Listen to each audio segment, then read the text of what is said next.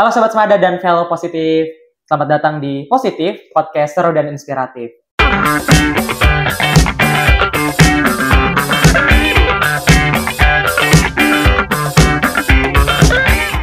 Nah, kali ini kita akan kembali melanjutkan episode yang sudah lama kita tidak lanjutkan. Setelah hampir 2 tahun nih, teman-teman, kita udah gak pernah ngelakuin podcast lagi. Sekarang kita kembali bersama ketua OSIS yang baru.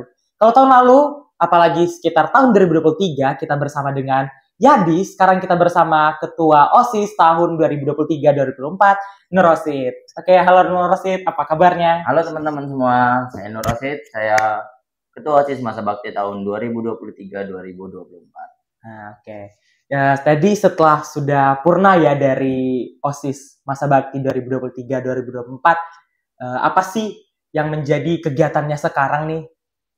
Oke, jadi untuk kegiatan sekarang ini saya masih mengikuti eskul, di mana eskul ini sangat aktif ya di SMA Negeri 2 Samboja, yaitu eskul pramuka, di mana eskul pramuka ini sangat menginspirasi saya untuk mengembangkan ilmu dan pengetahuan saya.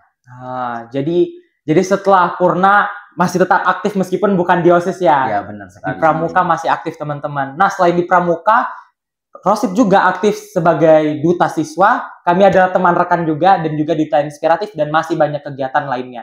Jadi jangan sampai kalian, wah Kak Rosid udah gak aktif, jadi kita gak bisa ngikutin lagi, masih aktif di beberapa kegiatan lainnya. Nah, kita ini mau kembali ke topik utama karena setelah purna OSIS, kita pengen nge-review apa aja sih yang udah dilakuin sebagai ketua OSIS. Oke, jadi kita kembali ke topik utama ya. Setelah udah belum sebulan sih, mungkin hampir 2 minggu ya, Rosid. Sudah hampir 2 minggu, sudah tidak aktif lagi di OSIS. Nah, kita mau throwback nih, kembali lagi, nge-review apa aja sih yang berkesan selama menjabat sebagai ketua OSIS. Pengalaman apa sih yang paling berkesan? Oke, jadi untuk pengalaman yang paling berkesannya itu adalah event-event di SMA Negeri 2 ini, yang banyak sekali ya, dari ulang tahun, terus classmate, terus ada Sumpah Pemuda, dan banyak lainnya. Dan juga saya juga belajar bagaimana cara kepemimpinan yang baik, bagaimana cara mengatur anggota di dalam OSIS, bagaimana bekerja tim, bagaimana bekerja secara individu. Banyak ya, pasti memang setahun ini, apalagi kalau kita boleh tahu ya, for your information teman-teman, salah satu angkatan terlama yang memimpin setelah corona adalah Rosid lah. Karena hampir 1 tahun lebih setelah menjabat, dan harusnya sudah purna dari Agustus kemarin, baru sekarang lakukan serah terima jabatan. Nah, kalau boleh tahu nih, kan banyak pengalaman yang sudah dilalui, banyak kegiatan-kegiatan yang sudah dibuat dan dilewati. Nah, apa sih yang paling menjadi tantangan ketika menjadi seorang pemimpin dalam OSIS? Ya, jadi untuk tantangannya itu sangat banyak sekali ya, dari anggota, dari siswa, mungkin dari karakter, siswa atau karakter anggota yang mungkin memiliki pendapat yang lain, sulit untuk kita terima, sulit juga untuk kita pecahkan. Banyak permasalahan, pendapat ini berbeda, mungkin itu Kak Sandi. Mungkin perbedaan pendapat dari anggota mungkin yang paling ya.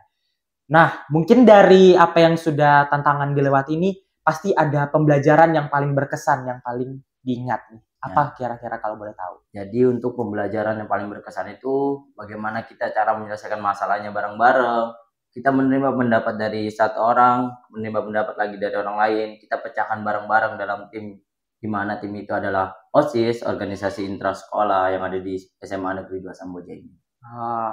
Bagus. Oke, sekarang kita mau lanjut nih. Kira-kira apa sih kegiatan atau proyek? Sebutkan, kan sudah disebutkan tadi banyak banget, dari ulang tahun sekolah, Sumpah Pemuda, classmate, dan acara-acara lainnya. Mungkin dari sebagian banyaknya acara ini, boleh di-spill gak nih satu aja yang paling berkesan, yang paling benar-benar membekas di hati? Untuk yang paling berkesan itu di acara perpisahan, di mana di acara perpisahan itu seluruh siswa tetap bersekolah di sekolah, lalu itu banyak orang tua wali murid yang menyaksikan, oh perpisahan di SMA Negeri 2 itu seperti ini, keseruannya seperti ini, banyak penampilan-penampilan dari tari, teater, dan lain-lain Kak Sandi. Iya, memang salah satu acara yang paling berkesan ya, acara perpisahan ya, karena banyak sekali hal-hal yang dilakukan ketika acara perpisahan tersebut.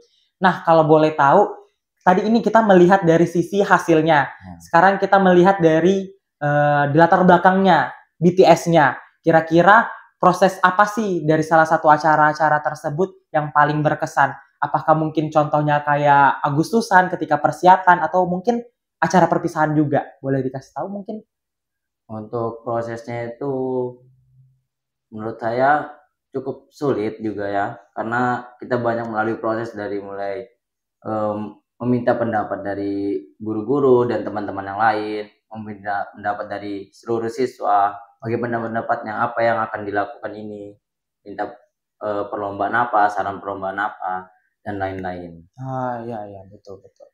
Nah, kan kita udah lihat ini, gara-gara udah banyak sekali kan kegiatan yang dilalui ini, pasti banyak yang bertanya-tanya nih, kok bisa ya mengatur waktu di sela-sela banyaknya kegiatan seperti ini? Dari mempersiapkan acara, apalagi setelah acara terjadi dan pra-acara, pasca acara, pasti banyak hal yang harus dipersiapkan. Yang paling terutama adalah membagi waktu. Bagaimana sih Rosid caranya membagi waktu agar bisa berdampingan juga dengan mengerjakan akademik? Oke, baik. Jadi untuk saya, ya, selama saya menjabat jadi ketua OSIS, saya membagi waktu saya. Jika saya di sekolah, saya mengerjakan apa tugas saya sebagai ketua OSIS di sekolah ini. Setelah saya pulang ke rumah, saya mengerjakan akademik saya, yaitu mungkin ada PR atau tugas rumah yang akan saya kerjakan.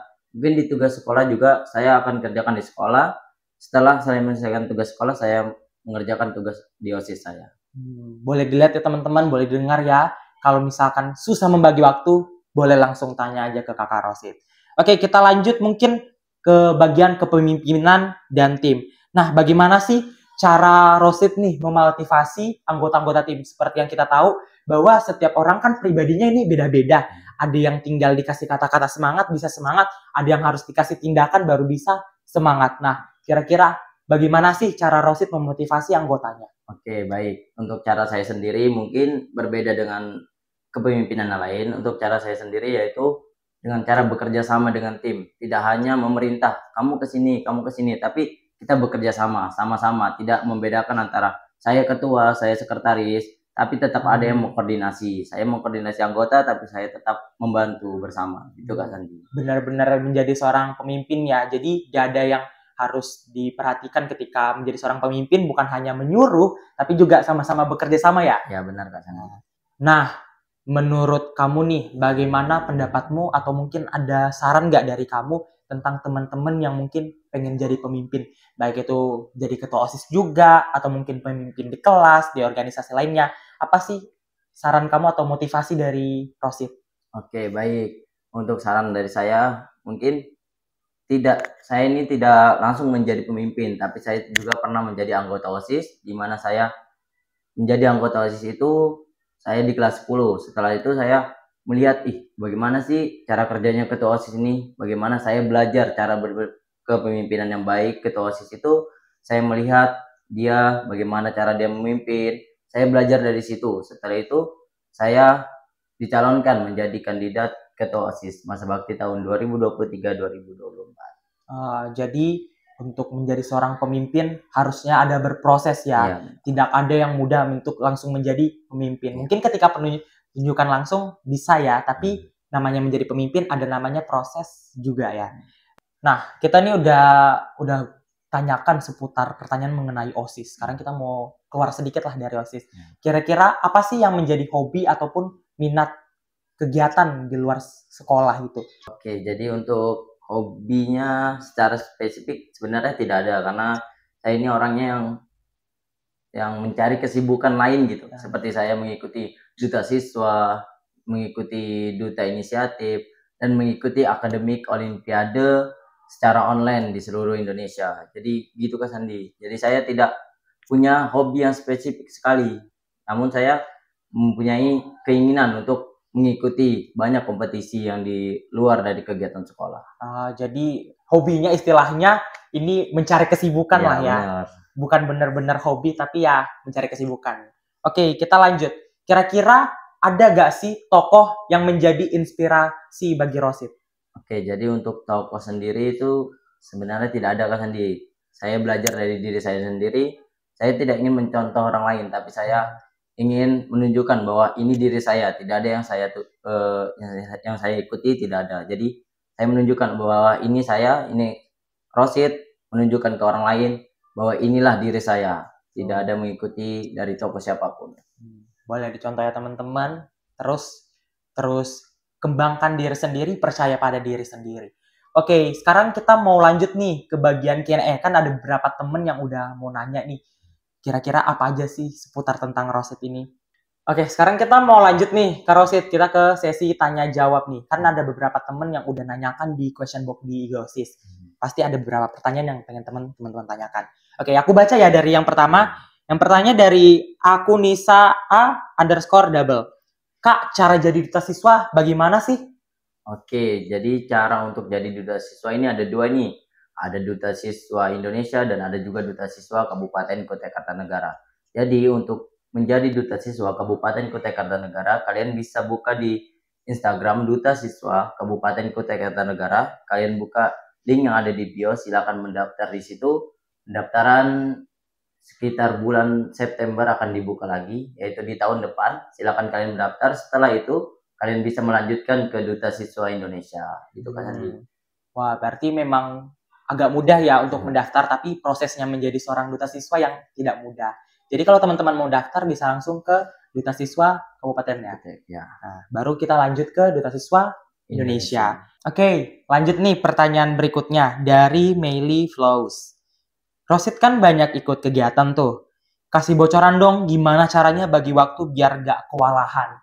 Baik, buat teman-teman, saya akan bagi tips gimana cara membagi waktu agar tidak bentrok nih antara kegiatan ini dengan kegiatan ini. Kalian harus bertanya kepada diri kalian sendiri. Ketika kalian ingin mendaftar suatu kegiatan, seperti saya mendaftar ke Duta Siswa Kabupaten Kota Kartanegara, saya harus memikirkan ke depannya, apakah saya sibuk ke depannya ini, apakah saya akan tabrakan dengan kegiatan OSIS atau tidak. Jadi kembali sendiri nih kepada teman-teman sekalian, gimana diri kalian sendiri, apakah kegiatan kalian ini banyak sekali kegiatan di rumah, mungkin di sekolah juga bertabrakan. Mungkin dari diri kalian sendiri nih yang bisa mengatur itu. Oke. Kita lanjut ke pertanyaan berikutnya. Dari Lakiwan2161. Kapan classmeet MLBB lagi, Bang? Kayaknya bukan periodenya sudah ini Kak Sandi. Jadi buat teman-teman yang masih nanya tentang event di SMA Negeri 2 Samboja ini, kalian bisa langsung di tag di IG OSIS saja ya, atau DM di IG OSIS, atau langsung ke Ketua OSIS masa bakti tahun 2024-2025. Oke, kita lanjut. Dari Ade Ryan. Menurut Kak Rosit, apakah ketua yang baru sekarang menjalankan tugasnya sesuai visi dan misi yang dia buat? Karena ini baru penyerahan jabatannya, jadi untuk ketua sekarang ini belum terlihat ya. Mungkin bagaimana dia menjalankan visi dan misinya, karena mereka baru serah jabatan. Mungkin setahun ke depan baru Kak Rosit bisa jawab ini ya. Oke. Kita lanjut ke pertanyaan terakhir dari Strawberry Cookie with Milk. Kak Ocit, sepil dong momen yang paling ngangenin dan seru selama jadi OSIS. Oke, jadi momen yang paling seru itu yaitu ini ketika persiapan lomba. Mungkin persiapan lomba, setelah pulang sekolah kita persiapan. Setelah selesai mungkin jam 4, itu kita ada kegiatan seru-seruan untuk anggota OSIS. Mungkin main lempar sandal di sekolah, main bola di sekolah, atau main kejar-kejaran di sekolah. Itu adalah kegiatan yang paling seru, yaitu bekerja sama di sekolah. Setelah pulang sekolah, kegiatan kerjasamanya selesai, kita main seru-seruan di sekolah. Gitu Kak Sandi. Pasti gak kebayang ya nanti kalau misalkan udah lulus, itu jadi hal-hal yang nostalgia banget. Ya, benar. Oke, jadi itu aja teman-teman pertanyaan yang sudah saya bacakan, karena sudah gak ada lagi nih yang mau nanya seputar bersama Kakak Rosit. Nah, sekarang kita mau akhiri nih acara positif ini. Tapi sebelum itu, Kak Rosit terima kasih sudah mau bergabung bersama kami di acara positif podcast seru dan inspiratif. Terima kasih juga teman-teman udah menyaksikan podcast positif ini. Oke, kalau begitu saya akhiri. Maaf ya kalau ada salah kata dan mungkin ada hal-hal yang tidak enak untuk didengarkan. Kalau begitu saya pamit undur diri. Dadah sobat positif dan teman-teman sepada.